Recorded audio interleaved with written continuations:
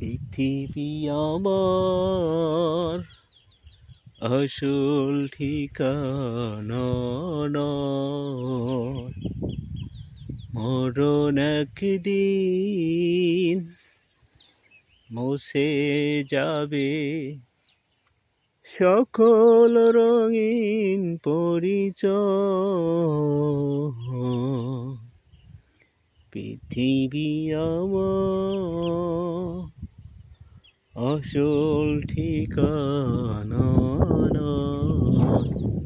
পৃথিবী আসলে আসল কোনো ঠিকানা নয়। দুই দিনের এই দুনিয়াতে আমরা এসেছি, আমাদের সফর শেষ করে আবার আমরা চলে যাব।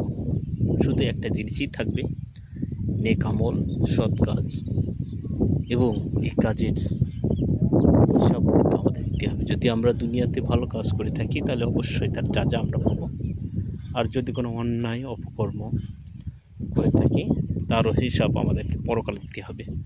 সম্ভবত ভিউয়ার যারা দেখছেন আজকের এই ভিডিওতে, এই ভিডিওর একটাই বার্তা হচ্ছে, পৃথিবী চিরস্থায়ী নয়, ক্ষণস্থায়ী। এই পৃথিবীতে আমরা এসেছি, আমাদের আল্লাহ রাব্বুল আলামিন তার নির্ধারিত যে সময়সূচি আমাদেরকে দিয়েছেন তার বাইরে আমরা যেতে পারবো না।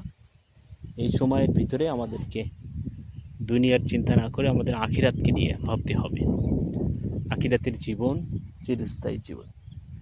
এই জীবনের জন্য আমরা যদি কাজ করে যেতে পারি তাহলে আল্লাহ রাব্বুল আলামিন আমাদেরকে তার জাযা দান করবেন। আর যদি আমরা এই জীবনটা দুনিয়ার মোহে আটকে থেকে, দুনিয়ার মোহে যদি আমরা লিপ্ত থাকি, অপকর্ম, অপদস্থ, পাপ, জিনা, ব্যভিচার এগুলোর মধ্যে যদি আমরা আটকে থাকি তাহলে রব্বুল আলামিন আমাদেরকে রোজ হাসরের ময়দানে আমাদেরকে কঠিন শাস্তির মুখোমুখি হতে হবে।